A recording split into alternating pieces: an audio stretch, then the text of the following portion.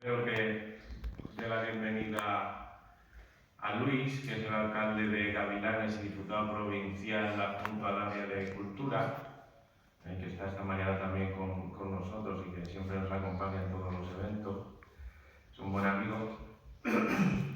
Antes de presentar al ponente, ¿no? Como estamos en familia, pues tampoco vamos a andar divagando mucho con currículum y con méritos, ¿verdad?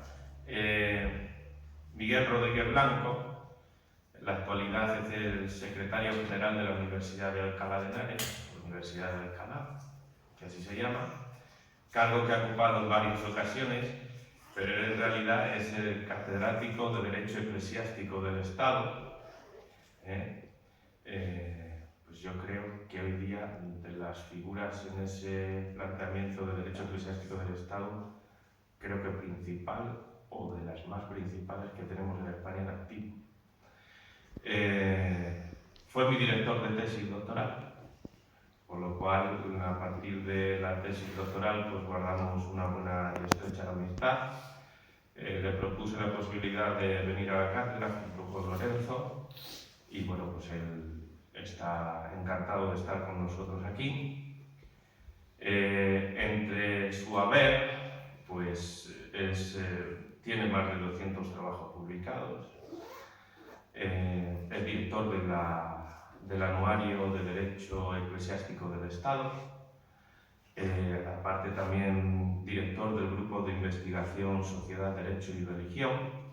Escribe mucho sobre estos temas relacionados entre las relaciones entre la Iglesia y el Estado, ¿no?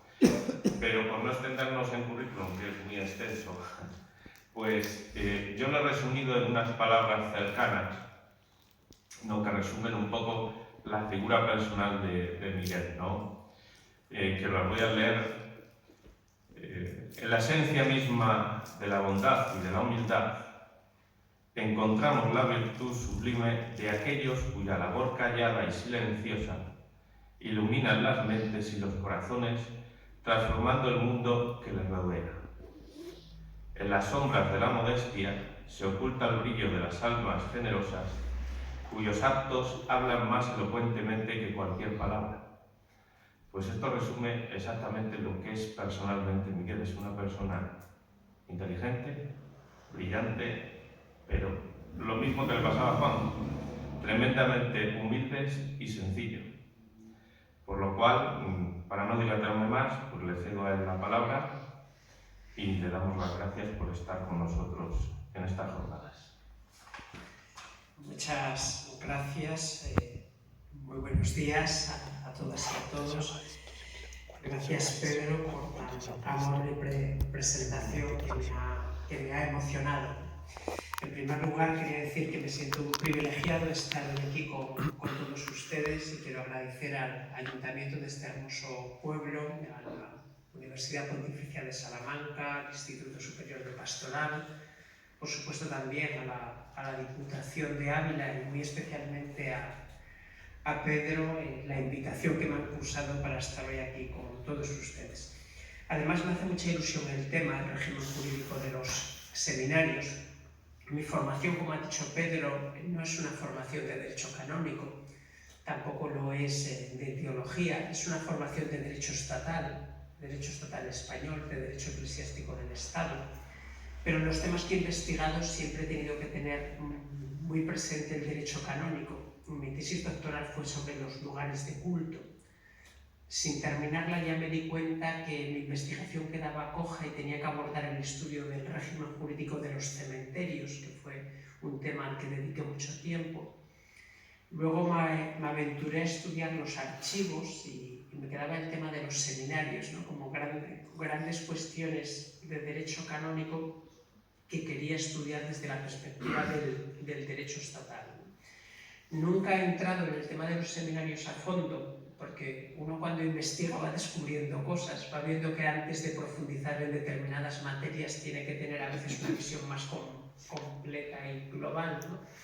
Y durante muchos años con mi maestro, el profesor José María González del Valle, y con otros colegas de otras muchas universidades, trabajamos sobre el régimen laboral y el régimen de protección social de los ministros de culto, fundamentalmente fundamentalmente de los ministros de culto católicos, pero también de los ministros de culto de otras confesiones religiosas.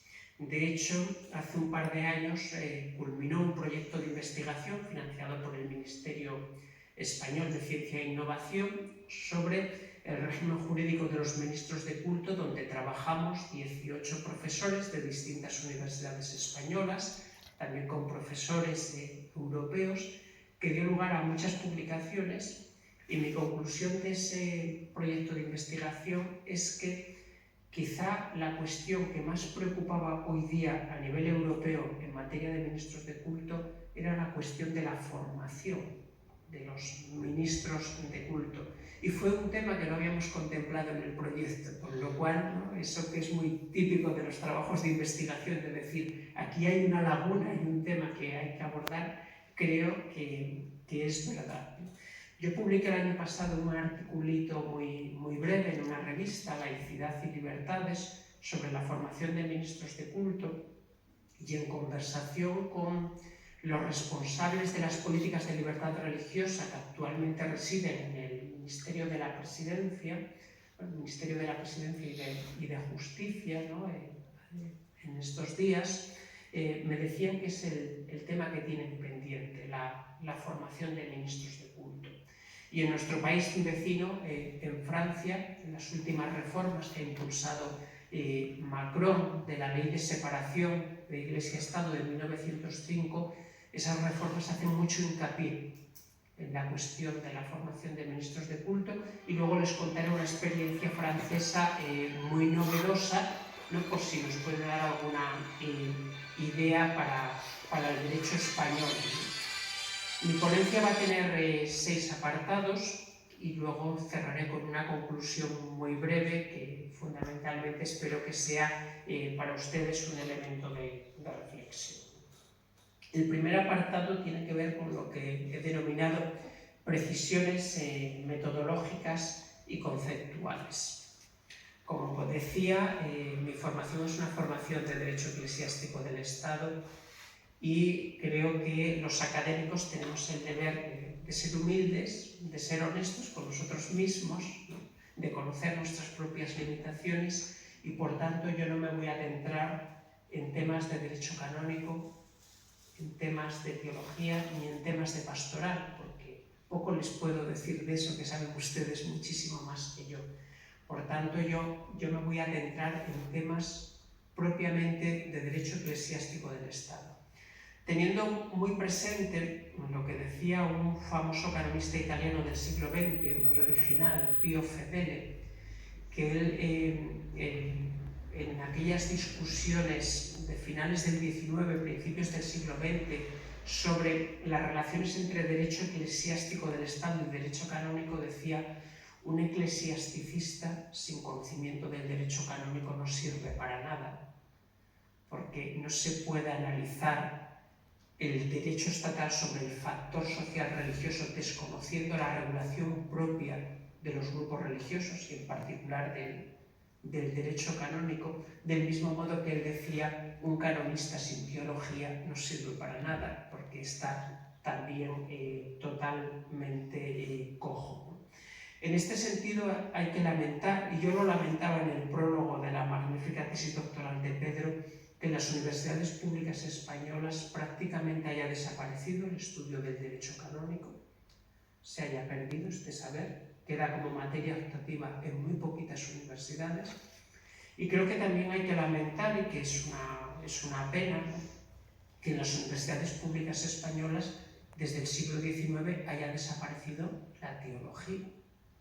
Si uno viaja un poco y se va a Francia, ¿no?, que es un país laico, encontramos universidades francesas que tienen facultades de teología. Baste con citar la Universidad de Estrasburgo, donde hay una facultad de teología de un gran prestigio, o basta con ir a Alemania, donde las universidades públicas estatales hay facultades de estudios de teología, o en el Reino Unido, donde yo he estado recientemente un año sabático en Oxford, encontramos las facultades o escuelas de Divinity en todos los campus universitarios, que tienen un enorme prestigio porque hacen hincapié en algo de lo que se hablaba ayer por la tarde, que es la formación humanística, tan necesaria en estos tiempos actuales, necesaria siempre, pero hoy día sí cabe más, ¿no? Y el derecho eclesiástico del Estado es lo que un jurista italiano, Piero Bellini, denominaba, quizá exageraba un poco, pero no va desencaminado, el último oasis de cultura humanística en las facultades de derechos seculares, ¿no? Y algo de razón tiene, porque estamos en la permanente evolución y cambio de los planes de estudio y entendemos que la mejor forma de hacer un plan de estudio es preguntar a las grandes empresas que necesitan, a los grandes despachos de abogados, y nos centramos en el derecho mercantil, el derecho bancario, el derecho tributario, las nuevas tecnologías. ¿Y dónde está la esencia del hombre, ¿no? La dimensión humana, ¿no? Esos principios humanísticos? Pues al menos desde el derecho eclesiástico queremos dar ese elemento no solo humanístico, sino también espiritual al derecho que tan necesario es. Por tanto, ponencia de derecho eclesiástico del Estado, pero sin perder de vista, ¿no?, esa dimensión religiosa, teológica, que es imprescindible.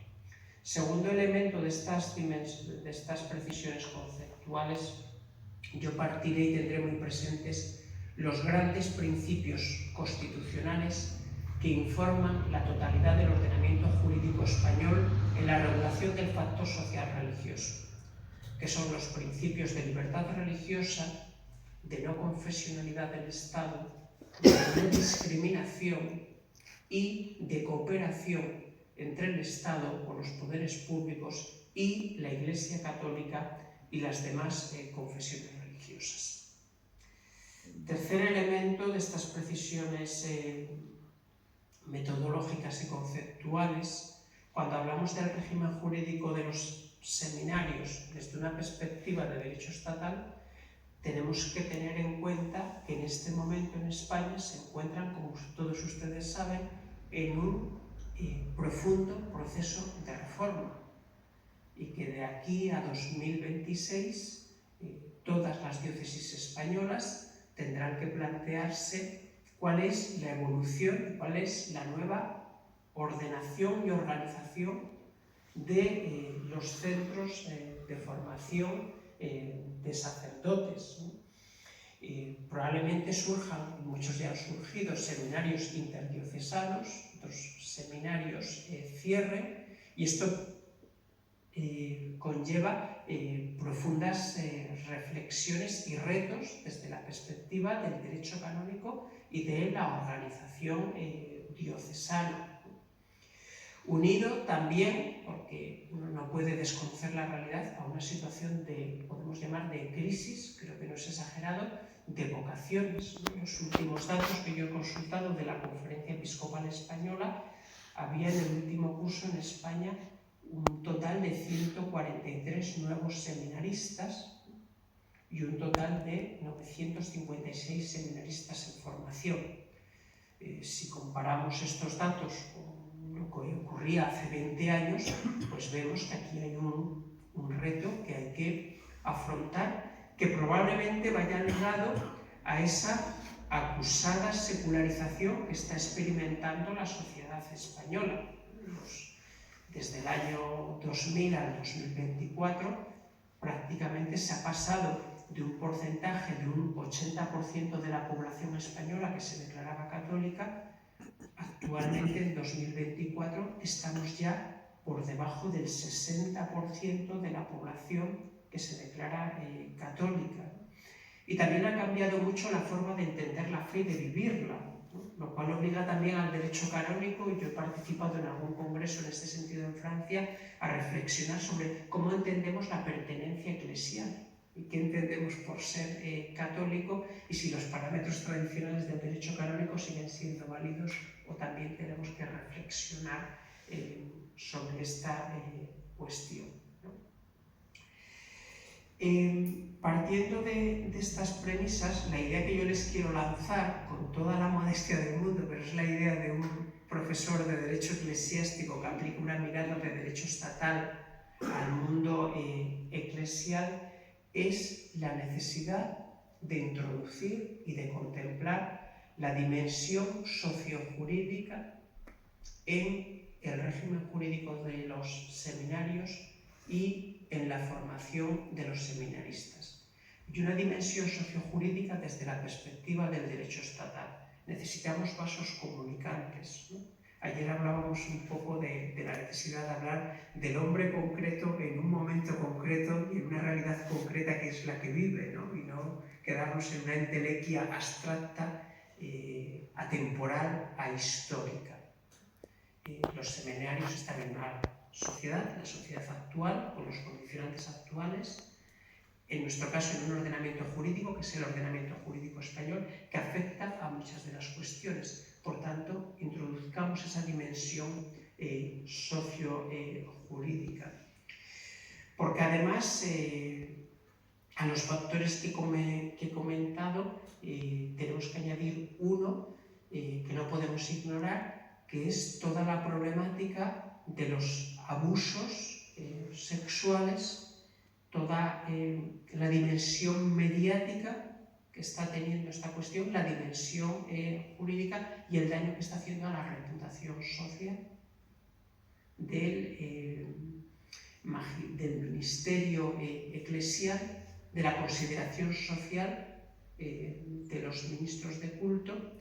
Y esto es especialmente grave, y hay que abordarlo, porque la labor del ministro de culto, como ocurre con la labor del enseñante, del profesor, del educador, solo se puede desenvolver plenamente si va ligado a la reputación social, al prestigio, a la consideración.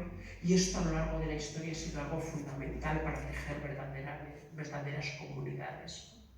Si estamos en una sociedad cada vez más secularizada, con menos creyentes, y encima se cuestiona la reputación social, el prestigio y el buen hacer de los dirigentes religiosos y de los ministros, pues esto puede tener consecuencias muy negativas. El introducir esa dimensión que llamo sociojurídica en la formación de los ministros de culto, creo que podía haber ayudado quizá mejor a gestionar el tema de los abusos, a comunicar mejor, a abordarlo y afrontarlo mejor.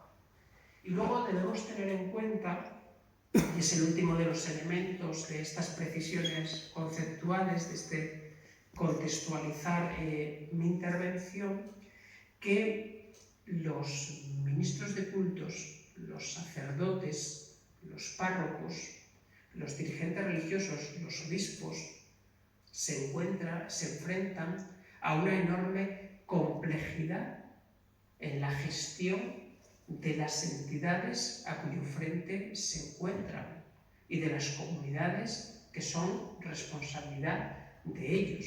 Gestionar una parroquia es algo tremendamente complejo, porque tiene personalidad jurídica, porque tendrá una o varias cuentas bancarias, porque para reparar el tejado de la iglesia pues hay que solicitar permisos al ayuntamiento, porque hay obligaciones en materia de seguridad social, de gestión medioambiental de los edificios, de protección contra incendios, de gestión del cementerio parroquial.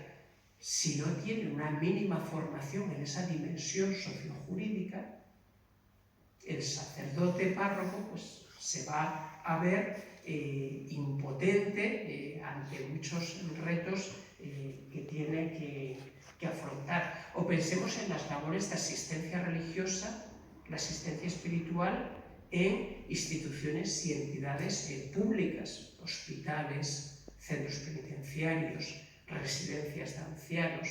Lógicamente el ministro de culto tiene que reconocer el régimen jurídico de esas entidades en las que desarrolla su labor. O pensemos en algo tan habitual, tan esencial como es oficiar la celebración de un matrimonio religioso que tiene un reconocimiento civil y que hay una serie de obligaciones relacionadas con la inscripción de ese matrimonio en el registro civil y una serie de obligaciones de respeto al derecho estatal en materia matrimonial que el ministro de culto oficiante debe necesariamente conocer. Y cito un último ejemplo que he trabajado también recientemente, que es el tema de los delitos de odio, que es una cuestión con una regulación de procedencia europea en nuestro Código Penal, que preocupa mucho a la Fiscalía General del Estado, que tenemos una Fiscalía específica de delitos de odio, y si leemos las directrices del derecho internacional en materia de delitos de odio, cuando se centran en la cuestión religiosa, los organismos internacionales destacan mucho la importancia que tiene la posición de los ministros de culto por esa posición ejemplar que tienen, por ese conocimiento del hecho religioso, por cómo pueden ayudar, ¿no?, a eliminar estereotipos, ofensas religiosas y a saber conocer, gestionar, manejar la dimensión religiosa en unos términos de respeto, y ayer también se mencionaba, y algo diré luego también, un pequeño apunte, del diálogo interreligioso, ¿no?, y de respetar y conocer otras dimensiones de religiosidad presentes en nuestra sociedad. A partir de estas premisas, el segundo punto de mi intervención hace referencia a la Constitución española. Cuando hablamos del régimen jurídico de los seminarios, ¿qué debemos tener en cuenta de nuestra Constitución de 1978? Pues en primer lugar debemos tener en cuenta el artículo 16, su apartado primero, que reconoce el derecho fundamental de libertad religiosa.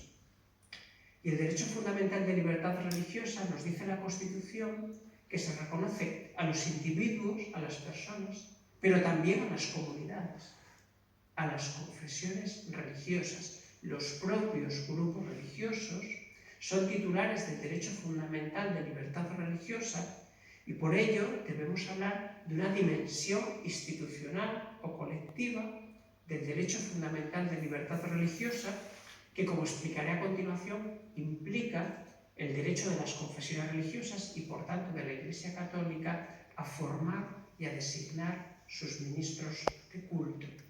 Y debemos también tener en cuenta que la Constitución establece que ninguna confesión tendrá carácter estatal, que por tanto nuestro Estado es un Estado no confesional, y eso conlleva que los poderes públicos no se pueden inmiscuir en cuestiones religiosas, que la Iglesia Católica tiene plena autonomía para ejercer su potestad jurisdiccional y, por tanto, su potestad de magisterio también, y por tanto determinar el régimen, organización de sus centros formativos. Y por último, en el marco del artículo 16 debemos tener en cuenta el principio de cooperación. Los poderes públicos están obligados a adoptar medidas positivas tendentes a garantizar un reconocimiento real y efectivo del derecho fundamental de libertad religiosa. Y esto conlleva, lo diré luego, la obligación de reconocer la labor formativa que se desarrolla dentro de los seminarios y que eso se vea reflejado en el derecho estatal. De la Constitución también debemos tomar en consideración el artículo 27. Es el artículo relativo al derecho a la educación. Y cuando hablamos de la formación, sobre todo en los seminarios menores, estamos con personas menores de edad que tienen un derecho fundamental a la educación, porque toda persona tiene el derecho a la educación, y hay una educación, una formación reglada obligatoria en nuestro sistema jurídico de los 6 a los 16 años actualmente, y que los poderes públicos tienen el deber de tutelar porque deben velar por el llamado interés superior del menor, que es un eje esencial de la Convención de los Derechos del Niño de las Naciones Unidas de 1989, que España ha suscrito y que es derecho vigente en nuestro ordenamiento jurídico. Y junto al derecho a la educación, el artículo 27 de la Constitución reconoce la libertad de enseñanza, que es una garantía institucional de la cual derivan varios derechos, pero fundamentalmente me interesa destacar dos ahora. Primero, el derecho de los padres a escoger el tipo de educación que habrá que darse a sus hijos, que conlleva el derecho a determinar la formación en aspectos religiosos y morales de los hijos, que es un derecho de los padres, y el derecho de los sujetos de derecho privado, tanto personas físicas como entidades jurídicas, a crear centros docentes. No puede haber en nuestro sistema jurídico un monopolio estatal, un monopolio del Estado en materia educativa. Tercer punto de mi intervención. La Ley Orgánica de Libertad Religiosa. La Constitución es de 1978, reconoce una serie de derechos fundamentales y de libertades públicas que, dice el texto constitucional, tienen que ser desarrollados por medio de leyes orgánicas. Una de las primeras leyes orgánicas que se dictan en España en materia de derechos fundamentales es la Ley Orgánica 7/1980 de 5 de julio de libertad religiosa. Se mantiene en vigor, lo cual es casi un milagro, si me lo permiten ustedes, después de tantos años, y además no ha sido objeto de ninguna modificación. Es una ley a la que yo tengo mucho cariño y respeto porque se aprobó en las Cortes Generales con consenso. Hoy día sería imposible sacarla adelante.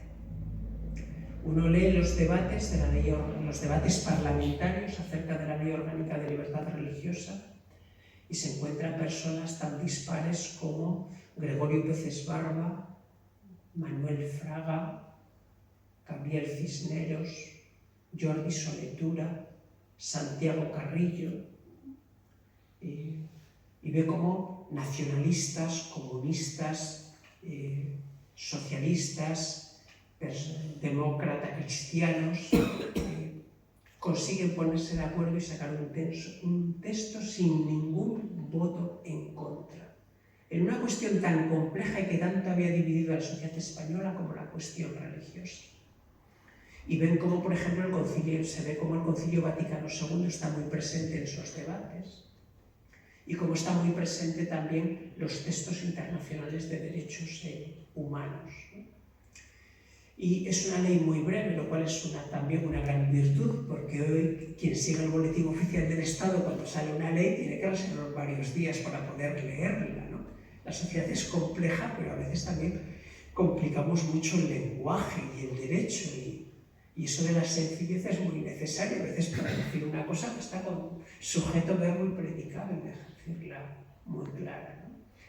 La Ley Orgánica de Libertad Religiosa, en su artículo 2, recoge un catálogo, un elenco de comportamientos, de manifestaciones del derecho fundamental de libertad religiosa. Y leerlo es muy didáctico, muy instructivo, porque vemos que allí el legislador dice: la libertad religiosa que garantiza la Constitución reconoce con plena inmunidad de coacción el derecho a dos puntos y un elenco de comportamientos. Uno los lee y ve que son aquellos comportamientos que históricamente habían sido cuestionados o que habían sido vulnerados por el poder público. Y allí aparece el derecho de los grupos religiosos, de las iglesias, confesiones y comunidades religiosas, a formar y a designar sus ministros de culto. ¿Por qué? Porque históricamente los poderes públicos se habían querido inmiscuir y se habían inmiscuido en la formación de los ministros de culto. La Francia galicana es un clarísimo ejemplo de querer controlar la formación de los ministros de culto, el querer tener un clero francés independiente de Roma que siguiera las directrices de los dirigentes políticos franceses, sino las directrices que pudieran venir desde la Santa Sede.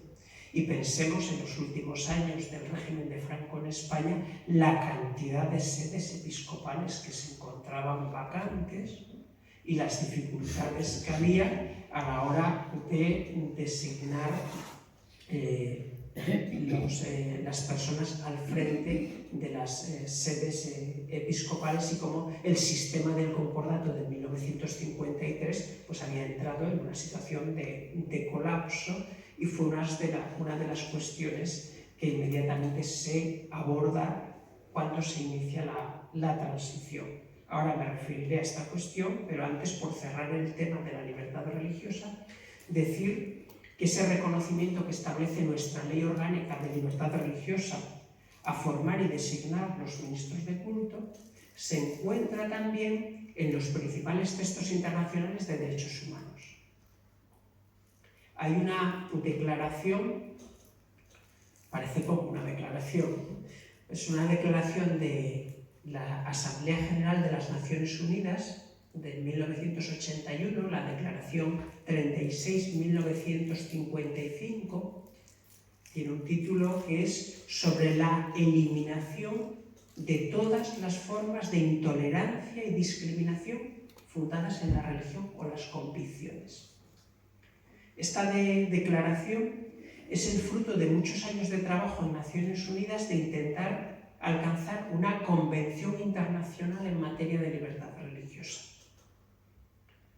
Se llega a la conclusión de que no es posible, y no es posible porque en los años 70 del siglo XX los países islámicos y sobre todo los países bajo la influencia de la Unión Soviética no quieren, es imposible alcanzar un consenso internacional, y en 1981 Naciones Unidas dice hagamos al menos una declaración, y se adopta esa declaración.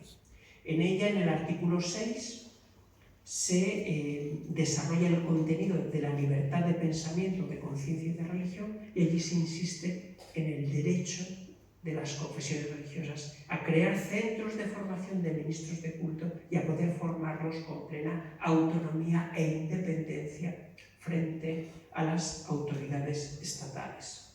Y en 1993, el Comité de Derechos Humanos, que es un órgano que tiene por cometido velar por un pacto internacional muy relevante, el Pacto Internacional de Derechos Civiles y Políticos, adoptado en Nueva York en 1966 y que reconoce la libertad religiosa, este comité también insistió en el derecho de las confesiones a formar y designar sus ministros de culto.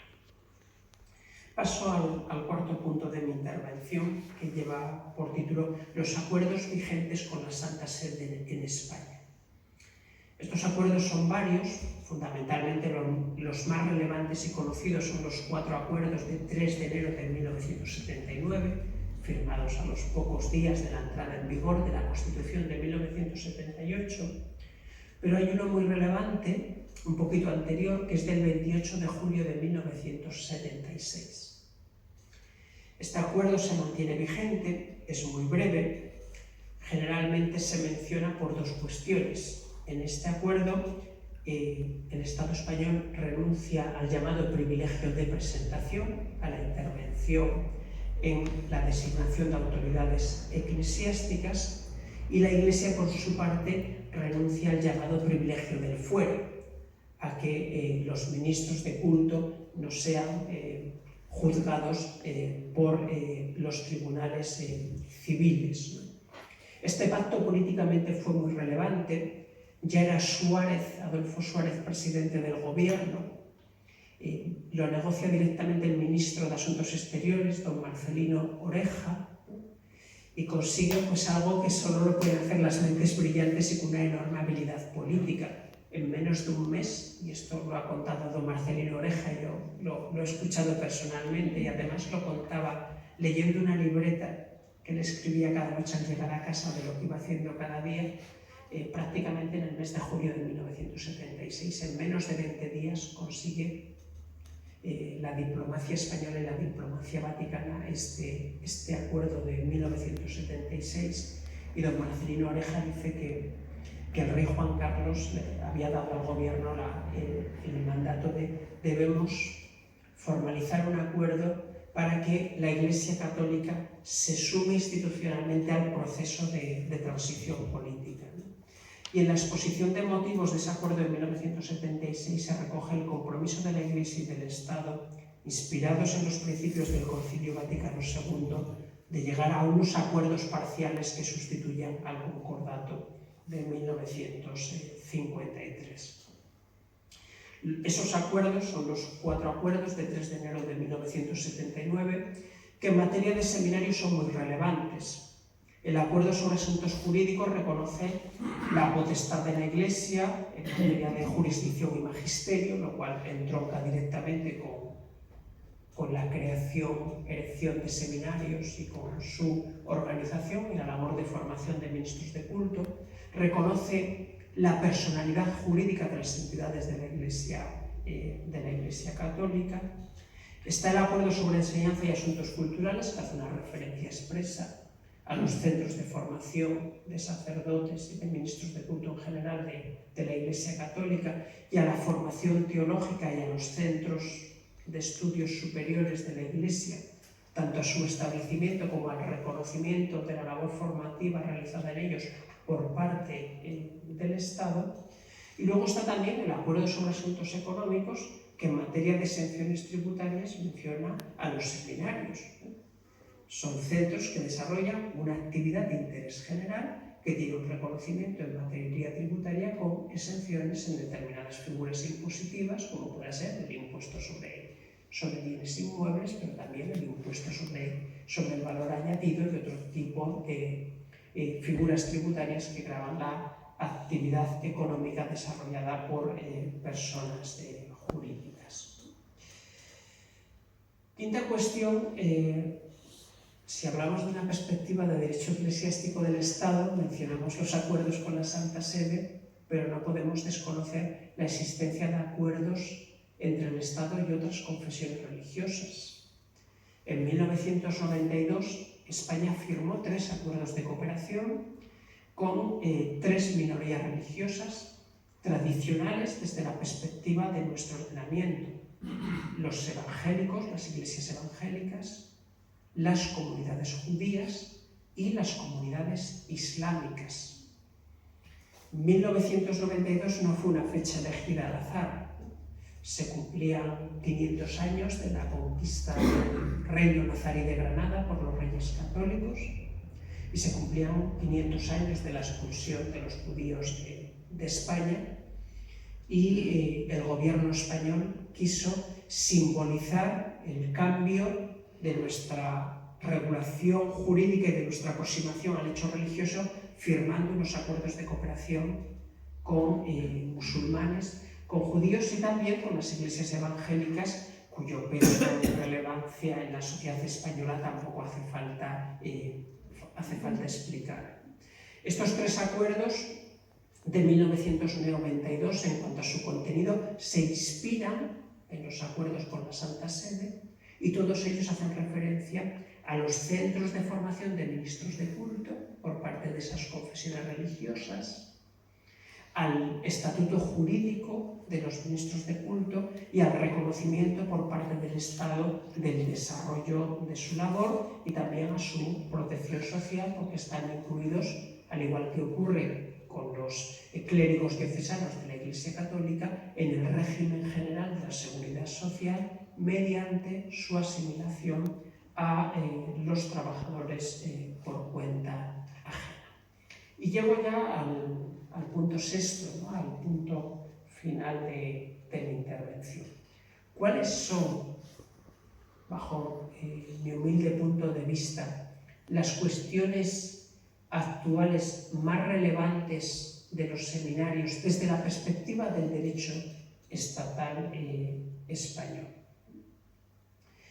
Pues yo les diría que, en primer lugar, para los estados europeos, el tema más relevante en materia de ministros de culto es el tema de la formación.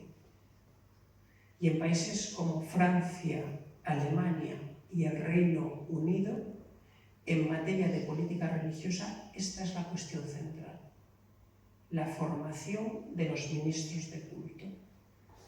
Y de aquí deriva una consecuencia para mí inevitable, que es la necesidad de diálogo, de cooperación, de colaboración entre las autoridades estatales y las autoridades religiosas en materia de formación de ministros de culto. No podemos hacer compartimentos estancos. Sería un error por parte de la Iglesia española, en este contexto de reforma del régimen jurídico de los seminarios desde una perspectiva canónica, hacerlo desconociendo el derecho estatal y la preocupación de las autoridades estatales y europeas en general en materia de formación de ministros de culto. De aquí deriva que el primer tema es el tema del establecimiento de centros formativos. ¿Qué seminarios debe haber? ¿Cuántos? ¿Cuáles han de ser sus características? ¿Cómo respetamos la libertad y autonomía de la Iglesia a la hora de establecerlos?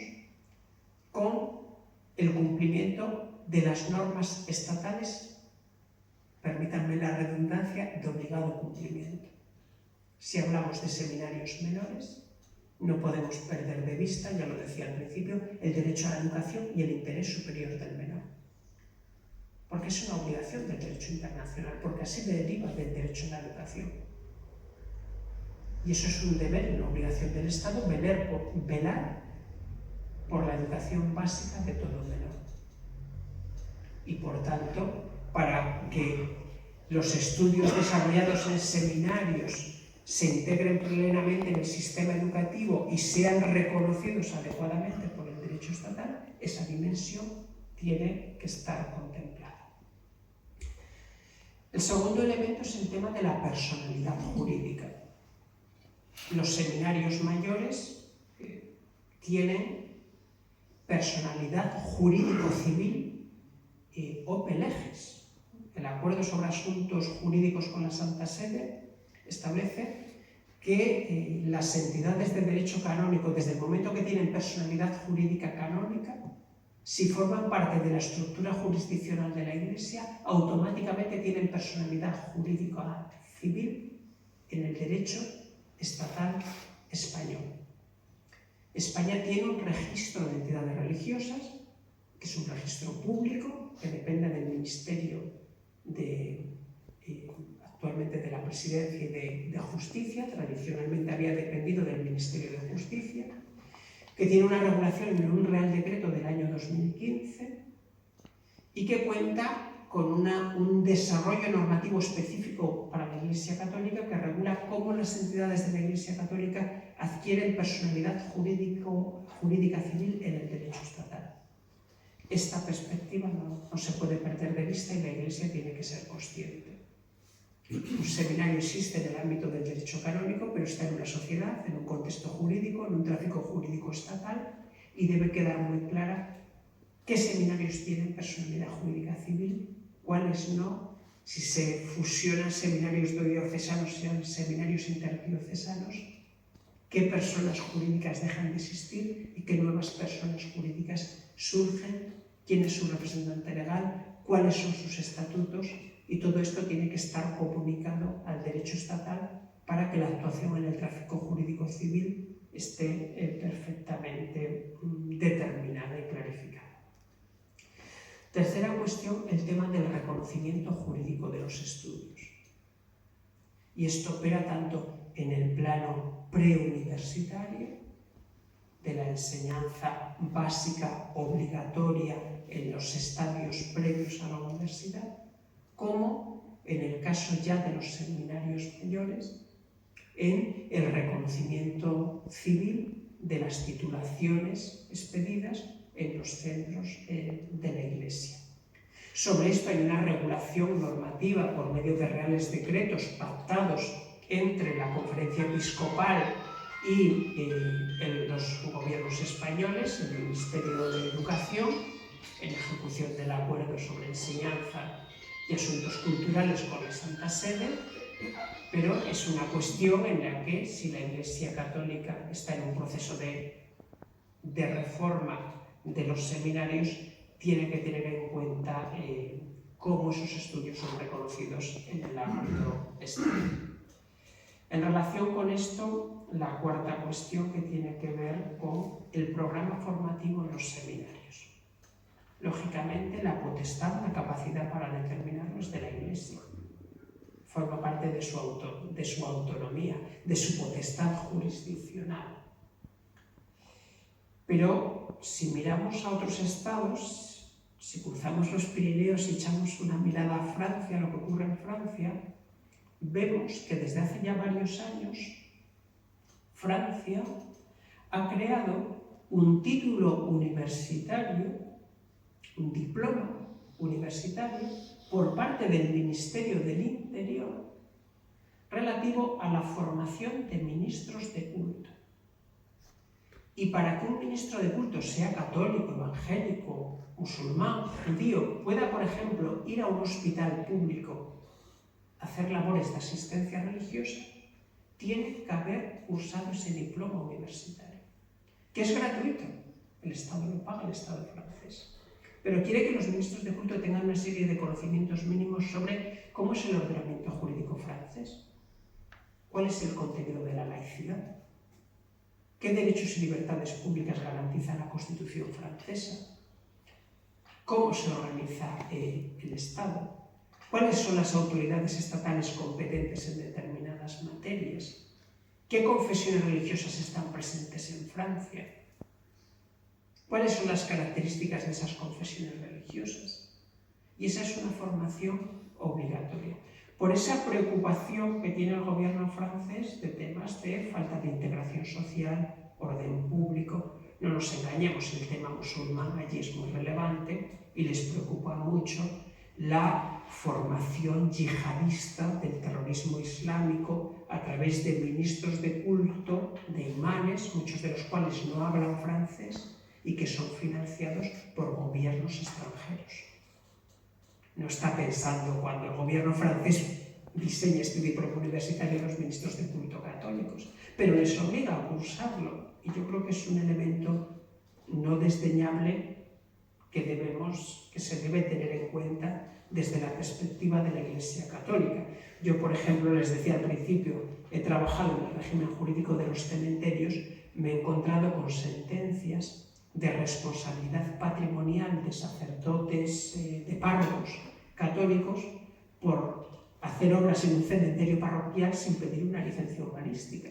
Y les han impuesto una sanción administrativa. Y dice, yo no lo sabía, oiga usted, pero ya la ignorancia de las normas no es excusa de su cumplimiento. Pues debería usted saber que debería haber pedido una licencia y no puede hacer unas obras que a lo mejor han destrozado elementos de patrimonio histórico-artístico, ¿no?, que estaban protegidos por la legislación de patrimonio cultural, ¿no?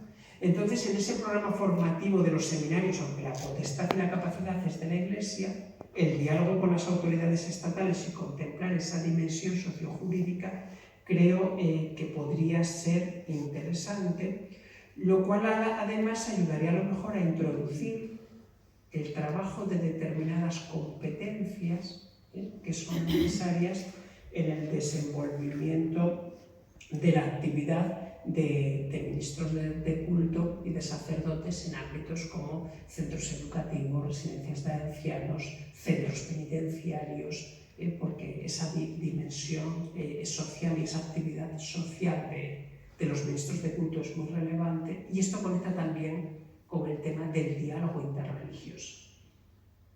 Tenemos cada vez más una sociedad secularizada, menos creyentes, hablábamos de menos vocaciones, pero al mismo tiempo la sociedad es cada vez más plural.